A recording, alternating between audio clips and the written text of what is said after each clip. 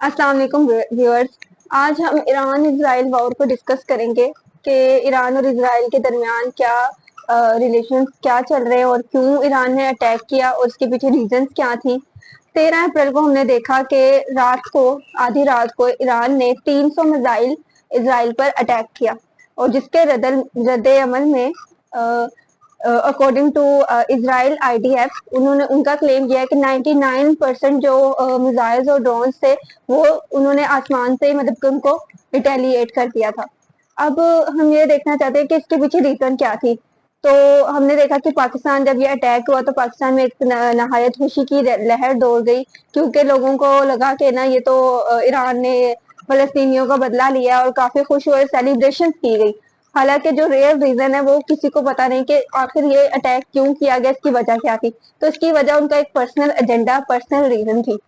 तो वो personal reason क्या थी कि 1 अप्रैल को इसराइल ने डमेस्कस में जो इनकी एम्बेसी थी वहां पे अटैक किया, ईरान की एम्बेसी पे। और उसके रिजल्ट में उनके एक काफी ज्यादा कैजुअलिटीज हुई, 13 लोग मरे। और सबसे बड़ी जो उसके अंदर कैजुअलिटी हुई वो रजा जाहिदी, जो कि उनके जनरल हैं, सीनियर जनरल थे, उनकी भी डेथ हुई। तो ईरान ने उस चीज का बदला लेने के लिए, उस चीज को काउंटर अटैक करने के लिए 13 अप्रैल को अटैक किया।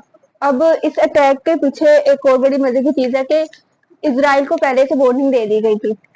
72 घंटे पहले इसराइल जानता था और यूएस भी जानता था कि ईरान अटैक करेगा। अब इसकी वजह क्या थी कि ईरान ने क्यों बताया, क्योंकि उनका उनका मकसद किसी मतलब कि इसराइल को नुकसान पहुंचाना या फिर उनकी किसी किस्म के लोगों को मारना नहीं था, बल्कि ये एक इंटीमिडेटिंग अटैक था। आज तक ईरान ने जब भी इसराइल पे अटैक किया ना, इसराइल पे किसी किस्म का, वो इनडायरेक्ट हुआ है। तो ये इस मामले को ज्यादा हवा इसलिए लगी है क्योंकि ये एक डायरेक्ट अटैक था।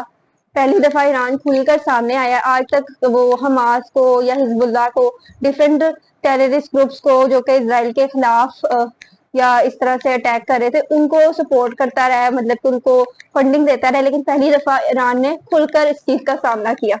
तो इस वजह से काफी ज्यादा इस अटैक को काफी ज्यादा हाईलाइट किया गया। अब नेक्स्ट जो चीज हमने देखनी है कि ईरान इसराइल का आखिर तनाजा क्या है। तो ये 1979 तक अलाइज थे ईरान और इसराइल। उसके बाद जब गवर्नमेंट चेंज हुई और आयतुल्लाह साहब की गवर्नमेंट आई, तो उस गवर्नमेंट के जो मेन आइडियोलॉजी जिस बेस के ऊपर वो गवर्नमेंट आई थी, वो इसराइल को अपोज करने के बेस पे आई थी। ठीक है। और तब से हमने देखा कि इसराइल और ईरान में डिफरेंट किस्म की तनाजात होते रहे। ठीक है। और डिफरेंट किस्म के वो अटैक्स और सब कुछ चलता रहा और आज की तारीख तक वो कंटिन्यूसली चल रहा है, जिसकी वजह से ईरान पर काफी ज्यादा सैंक्शंस लगाई गई यूएन की तरफ से भी और ईयू की तरफ से भी। और अब इस सारे में ना, जब ये सारी सिचुएशन क्रिएट हुई, तो जो पाकिस्तान की जो अवाम है उन्होंने कहा जी ईरान तो बहुत ब्रेव है, ईरान ने ये सब कुछ किया, पाकिस्तान को भी करना चाहिए, पाकिस्तान को भी इसराइल को मुंह तोड़ जवाब देना चाहिए फलस्तीनियों के लिए। तो यहाँ पे एक चीज जो हमें अंडरस्टैंड करनी है वो चीज ये है कि ईरान अगर अटैक करता है इसराइल पे तो वो कर सकते हैं। क्यों? क्योंकि उनके ऊपर ऑलरेडी इतनी ज्यादा सैंक्शंस लग चुकी हैं कि उनके पास खोने के लिए कुछ नहीं है। और पाकिस्तान जो कि खुद आईएमएफ की फंडिंग पे चल रहा है, जो कि यूएस की एड पे चल रहा है, वो इस तरह का कोई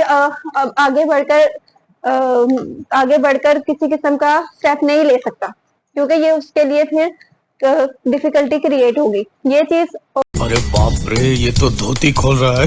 ये चीज। और इसके बाद नेक्स्ट चीज है कि इस पूरी जो तनाजा या जो कंफ्लिक्ट चल रहा है, इसमें कौन सी कंट्रीज किसके साथ हैं या क्या, कौन किसके सपोर्ट में है।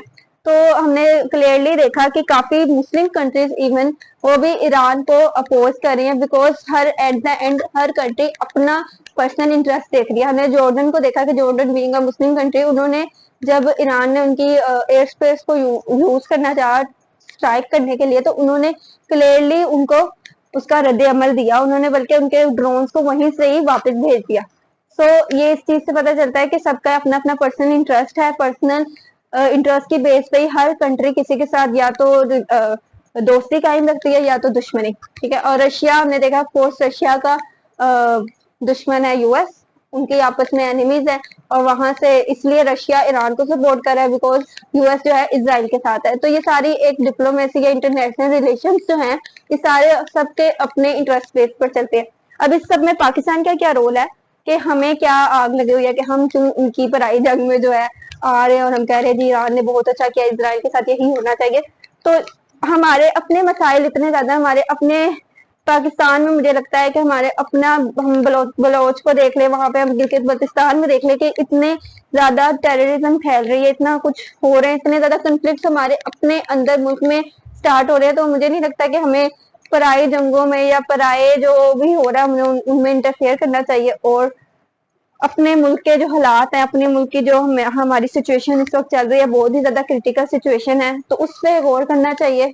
और किसी एक साइड के ऊपर ध्यान दें कि हाँ ये साइड बहुत अच्छी है, क्योंकि उससे हमें कोई फायदा नहीं आने वाला, ठीक है ना, हमें ईरान को सपोर्ट करके कोई फायदा आएगा, ना हमें इसराइल के अगेंस्ट जाके। ठीक है, इसराइल जो भी जुल्म कर रहा है, जुल्म ज्यादा फलस्तीनियों के साथ हो रही है, उस पर आवाज उठाना हमारा हक बनता है। लेकिन ये जो जंग है, जो ईरान और इसराइल की वॉर है, ये फलस्तीनियों के लिए नहीं है। ये चीज मैं क्लियर आउट करना चाहती हूँ कि ये उनकी अपनी जंग है, उनकी पर्सनल इंटरेस्ट की जंग है, और इसके अंदर पाकिस्तान को मुझे नहीं लगता कि इंटरफेयर करना चाहिए। So this is the conclusion of the today's video. आप भी अपनी राय दे सकते हैं कमेंट सेक्शन में, और इंशाल्लाह मिलते हैं नेक्स्ट वीडियो तक। Thank you.